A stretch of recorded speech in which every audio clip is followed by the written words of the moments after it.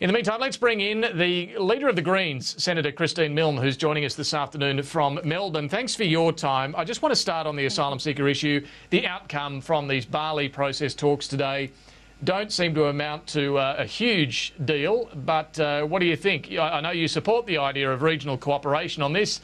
Are you disappointed or happy with the outcome so far today?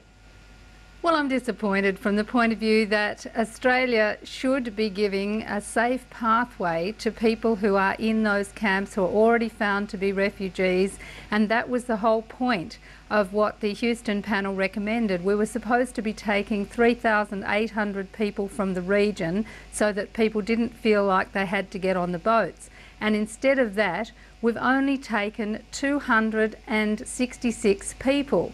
Now, the Prime Minister has opted for all of the draconian measures, opening Nauru, Manus Island, now engaging in all this force and deterrence, if you like, but not doing the basic humanitarian thing which would give people an option for a safe pathway and actually save them getting on boats. And that's my disappointment. Of course we have to deal with people, smugglers as such, but the best way to put them out of business is to actually, after people are determined to be refugees, give them safe passage to Australia so that they're not forced on those boats.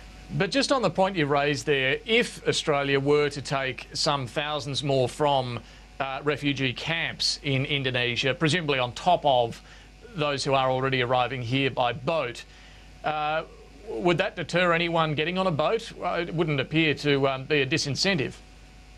Well, it would certainly mean that they wouldn't need to get on those boats because there would be the opportunity of a safe passage to Australia, and that would be part of a regional and international cooperation of how to actually place people safely. The reason people are getting on boats... They'd have to be one of the lucky chosen ones, wouldn't they? Because there are thousands and thousands waiting there in Indonesia.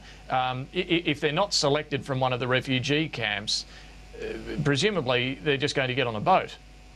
Well, this was the whole point of the discussion last year with Angus Houston and Paris Aristotle, and everybody agreed, and in fact the Indonesian government itself agrees, the best way of deterring people from getting on boats is to provide them with safe pathways to Australia. But instead of that, what we've had is this draconian approach. We've had the no advantage test. We've never had more people seeking asylum in Australia, 3 times as many in the first 3 months of this year as last year. The whole draconian approach, what they've been doing has failed. Why not do the humanitarian thing and actually bring some people here from the camps as the Indonesians would like us to do? And Tony Abbott should take notice, because the Indonesians are also saying they will not support his policy either of his turn back the boats because it's not safe and it won't work. But Senator, let me ask you this about Sri Lanka in particular. We have been sending people on planes back to Sri Lanka, and that does appear to have worked. When you look at the number of people coming from Sri Lanka, there's been a sharp drop-off over the last 6 months or so. Well, Sri Lanka is a case in point where the Rajapaksa regime is a particularly cruel regime, and they can turn on and off the volume of asylum seekers as they choose. There have been a lot of allegations about corruption, particularly in the Navy and in the relationship with the government. And so there was a whole question as to whether people were actually bribing the Sri Lankan Navy to allow them to leave as asylum seekers, and also no questions asked when people are sent back as to whether they are tortured or whatever happens to them. Sri Lanka is actually a case where Australia should take a much higher profile in terms of human rights abuses, and to actually try to do, as the rest of the world's trying to do, expose the problems in that regime rather than facilitate the Rajapaksas. Are you saying the Sri Lankan government, when you say can turn on and off the tap with asylum seekers, was turning a blind eye to bribes from people trying to leave, and is now firmly cracking down on them? That's right, and the Australian government has been there and has put a lot of money into the Sri Lankan regime, and so you're going to find that there'll be a level of cooperation or otherwise depending on that relationship, and that's where it is so wrong, because the rest of the world has just put through a resolution looking at human rights abuses. We still don't have an inquiry as to what happened at the end of the civil war in Sri Lanka, and that's been called for, but I would like to see a much greater focus on what's going on in Sri Lanka in terms of human rights abuses that is actually driving the flow of refugees. But I think you'll find that a lot of genuine refugees actually aren't leaving the country, but it's people who are bribing the Navy, and that is, no one leaves Sri Lanka but what without evidence the Sri is there Lankan for that? Navy knows that.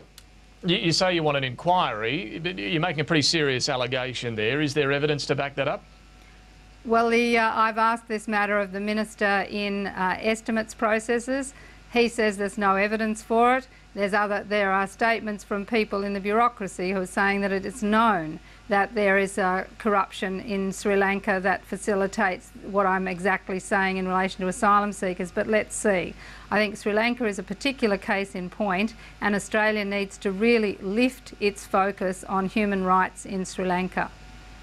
Let's turn to the issue of coal seam gas mining. The revelations on Four Corners last night from a whistleblower in the state government in Queensland that a couple of big projects there were rushed through without adequate environmental assessment. You today have said that those projects should be reassessed, and the tougher guidelines that the federal government's now imposed on coal seam gas mining should be applied to existing projects. Is that right? And are you essentially saying that all projects underway should now be paused while there is further assessment? Well, what I've said is that the federal government should retrospectively apply the water trigger, particularly to the Gloucester project, which Minister Burke has recently approved. But they should also retrospectively apply the requirement for all of the companies that have been given approval for coal seam gas operations to actually put in the data about the water that they are using, the contamination issues, and also the fugitive emissions. That should now be required. Even if they are currently extracting coal seam gas, they should effectively be frozen while that assessment is carried out? No, I'm saying that it should retrospectively apply to ones where they haven't started their operations, right, like Gloucester, and that what you should retrospectively apply to the rest is a requirement to provide that data. They have been given the right to carry on their operations.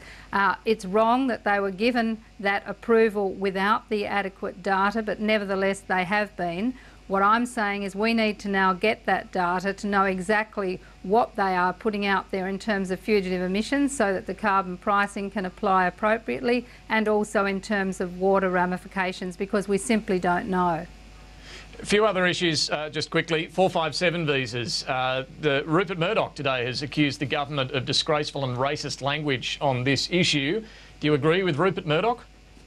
Well, on the day that the Prime Minister started using this language in the lead up to her Western Sydney tour, I said that it was dog whistling, that it was a race to the bottom with Tony Abbott, and I still stand by that. Her use of language about queue jumping was just exactly as you would expect from the coalition, and it was a pitch to newly arrived immigrants, if you like, in Western Sydney to say, I'm preferring you over 457s. But I think you have to separate the two issues. And in terms of Rupert Murdoch, if he is concerned about racist and derogatory language, then he ought to give some instructions to his newspaper fleet across this country, because they use exactly the same kind of language when they're talking about asylum seekers. If he is big on immigration, if he's big on the creativity that immigrants bring to a community, then he should tell his editors to take that view to asylum seekers. Well, I'm not sure if he tells the editors what to do, or whether he should, something the Greens have argued against in the past. On superannuation, can you just clarify what the Greens' position is on this, and whether the government should be taxing the wealthy more when it comes to super? Well, the Greens have said that we need to raise money, absolutely, and that's why we want the mining tax to be fixed, and we've said we want them to go back and get from the mining tax what the community deserves. What we're seeing is the government shifting its focus away from taking an appropriate return from the mining tax and instead moving it across to superannuation. So our view is to the government, fix the mining tax. Let's look at those propositions first and see what we can raise, and then we'll talk to you about superannuation. But having said that, if they're genuinely interested in superannuation, they might tell the community how they're going to change the superannuation provisions that apply to members of Parliament elected before 2004.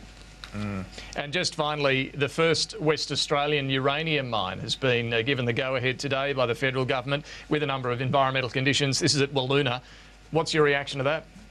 Well, the Greens are totally opposed to that Wiluna uranium mine. It's yet another example of how you simply can't trust the Labor Party to protect the environment. We've got the Minister for the Environment giving a go-ahead to uranium mining, just like he abandoned the values of the Tarkine and turned that over to mining. I'm afraid, and Tony Burke having of course approved every coal seam gas project that's come across his desk. So he's not exactly turning out to be a minister for the environment. In fact, he's abandoning environmental concerns in favour of yet more mines.